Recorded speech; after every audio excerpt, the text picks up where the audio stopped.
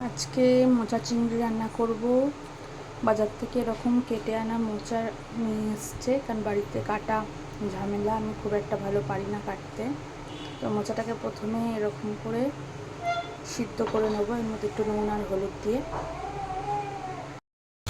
মোচাটা সিদ্ধ হয়ে গেছে, নুন হলুদ দিয়ে জল ঝরাতে দিয়েছি। আর যেহেতু চিংড়ি মাছ দিয়ে করবো, ওর জন্য চিংড়ি মাছগুলো তেল গরম করে ভেজে দিয়েছি। খুব বেশি ভাজা করবো না, হালকা করে ভেজে নেবো। টমেটো, আদা পেস্ট করে রেখেছিলাম, আর কড়াইতে তেজপাতা জিরে ফোড়ন দিয়ে আলুটাকে ভালো করে ভেজে মশলাগুলো দিয়েছি। নুন হলুদ, একটু গুঁড়ো লঙ্কাও দিয়েছি, কাঁচা লঙ্কা যেহেতু কম ছিল, ভালো করে কষিয়ে নিয়েছি। চিংড়ি মাছগুলো দিয়েও ভালো করে কষিয়ে নিতে হবে।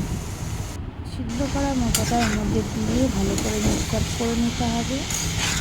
আর মাঝে একটুখানি আমি চিনি দিয়েছি, ভালো করে নাড়াচাড়া করে আর একটু ভালো করে কষিয়ে নিতে হবে, যাতে আলুগুলোও যাতে সিদ্ধ হয়ে যায়।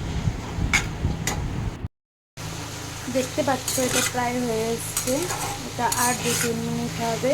তারপর এর মধ্যে একটুখানি গরম মশলা আর দিয়ে নাড়িয়ে নেবো। আর তার মাঝে আমি একটুখানি এর মধ্যে একটু চিনি দিয়েছি, এটা যাদের ভালো লাগবে দেবে, যাদের ভালো লাগবে না দেবে না। আমি একটু সব রান্নায় একটু চিনি ইউজ করি, আমার ভালো লাগে। হয়ে গেছে, এর মধ্যে আমি একটু ঘি আর গরম মশলা দিয়ে দিয়েছি। এটা ভালো করে মিক্স আপ করে নেব, তাহলে হয়ে যাবে আমার মোচা চিংড়ি। এই রেসিপিটা আমি আমার মতন করে করলাম, কেননা প্রত্যেকটা রান্নারই অনেক বিভিন্ন ধরনের প্রসেস আছে, অনেকভাবেই করা যায়। আমি আমার মতন করেই করলাম। কেমন হয়েছে জানিও, ভালো লাগলে অবশ্যই কমেন্ট করো আর শেয়ার করে দিও আমার ভিডিওটা। ফাইনাল লুক এরকম হয়েছে, ভালো লাগলে অবশ্যই আমার ভিডিওটা শেয়ার করো।